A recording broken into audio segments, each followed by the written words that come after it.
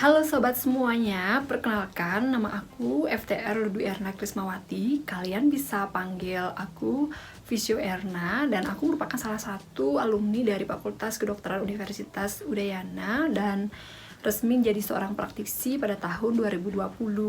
Kemudian sekarang sedang menjalani pendidikan di S2 Ergonomi Fisiologi Kerja pasca sarjana Universitas Udayana.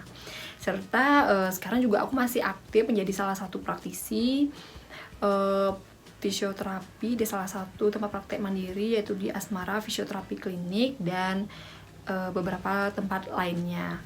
Baik, pada kesempatan kali ini aku akan mengajak kalian untuk mengenal lebih jauh bagaimana sih proses dari fisioterapi yang dilakukan ketika kalian datang ke salah satu tempat praktek mandiri atau rumah sakit terdekat di kota kalian.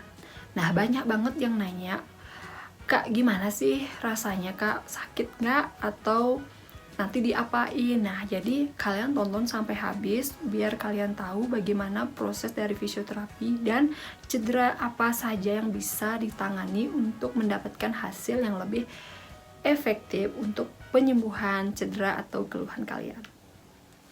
Halo sobat semua, pada kesempatan kali ini aku mau ngajak kalian untuk kenalin beberapa alat modalitas fisioterapi yang sering atau akan kalian temui ketika kalian datang ke tempat praktek mandiri atau fisioterapi terdekat di tempat kalian. Oke, jadi ini salah satu modalitas dari fisioterapi, namanya infrared atau inframerah, yang sering digunakan pada keluhan. Misalnya kalian datang dengan keluhan nyeri pada pinggang, nyeri pada lutut, ya ini bisa membantu untuk menurunkan nyeri, kemudian memperlancar peredaran darah, kemudian untuk mengurangi kekakuan pada otot juga bisa.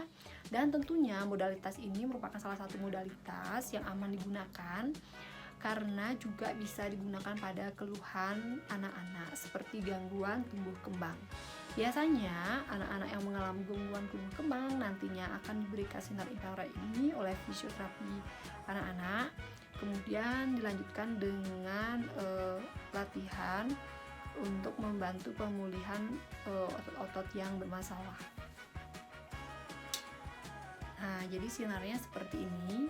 Nanti anggota tubuh yang mengalami keluhan akan mendapatkan penanganan seperti ini. Misalnya nih, kalau cederanya di siku, jadi penanganannya seperti ini, langsung mendapatkan penanganannya. Nah, ini tuh ada aturannya, jadi jaraknya berapa, kemudian keluhan apa saja yang boleh, jadi ada indikasi atau kontraindikasi namanya saat kalian mendapatkan treatment. Makanya pada saat datang kalian akan di asesmen terlebih dahulu, keluhannya apa saja, dari sejak kapan, kemudian sudah berapa lama pernah fisioterapi sebelumnya atau tidak, dan pernah mendapatkan penanganan apa saja. Nah, itu sebenarnya informasi untuk mengetahui modalitas apa yang bisa digunakan pada saat kalian datang ke tempat rehabilitasi. Nah, ini salah satu modalitas yang sering digunakan pada tempat praktek mandiri, namanya ultrasound terapi, di mana ultrasound terapi ini merupakan salah satu modalitas atau teknologi pengobatan yang menggunakan gelombang suara yang mana akan membantu proses perbaikan dari jaringan yang rusak. Nah, misalnya keluhan pada otot atau cedera, misalnya pada cedera sepak bola atau kegiatan sehari-hari, HNP, atau misalnya nyeri pada pinggang atau nyeri pada siku atau pergelangan, nanti alat ini akan membantu merangsang perbaikan dari otot yang mengalami kerusakan. Nah, nanti alat ini dibantu dengan menggunakan lotion atau gel yang mampu menghantarkan gelombang suara tersebut untuk proses perbaikannya. Nah, untuk penggunaannya pun ini akan disesuaikan dengan dosis, kemudian cedera yang dialami, misalnya sudah akut atau kronis, makanya nanti dibutuhkan proses asesmen lebih lanjut. Nah, selanjutnya aku mau jelasin ke kalian mengenai modalitas fisioterapi yang sering digunakan untuk mengatasi atau mengurangi nyeri. Nah, ketika pasien datang dengan keluhan nyeri yang hebat, misalnya pasien dengan keluhan otot, cedera olahraga, HNP atau saraf kejepit, kemudian LBP atau nyeri pinggang bawah, cedera ankle atau kaki, pergelangan tangan. Nah, nanti pasti kalian akan diberikan ini namanya TENS atau transcutaneous electrical nerve stimulation yang berfungsi untuk mengurangi nyeri. Jadi penggunaannya nanti akan ditempel pada bagian yang mengalami nyeri. Nah, itu nanti akan ditentukan berapa dosisnya, kemudian keluhannya berat atau ringan, seberapa nyerinya. Nah, nanti akan dilakukan pada saat asesmennya ya, untuk mengetahui seberapa besar keluhannya. Dan semua tindakan ini harus dilakukan oleh tenaga medis atau kesehatan yang profesional ya, yang sudah mengetahui indikasi, kontraindikasi, dan efektif atau tidaknya untuk penanganan cedera dari pasien yang datang. Baik, untuk selanjutnya penanganannya biasanya akan menggunakan berbagai latihan, exercise yang diberikan oleh fisioterapi sesuai dengan keluhan. Misalnya keluhannya pada pinggang, maka akan diberikan latihan-latihan untuk menguatkan otot. Nah, itu sangat efektif dan harus dilakukan secara rutin.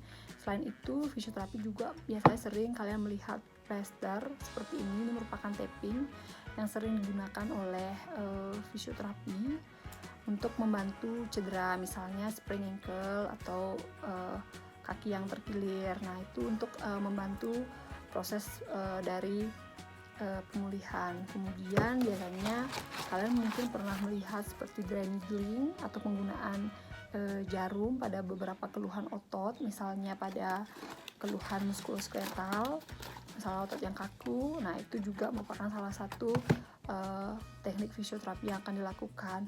Namun tetap sesuai dengan asesmen kebutuhan. Jadi setiap orang memiliki keluhan yang berbeda, cedera yang berbeda, tentu penanganannya pun akan berbeda, sehingga setiap orang yang datang itu akan melewati fase rehabilitasi fisioterapi yang berbeda-beda sesuai dengan keluhan.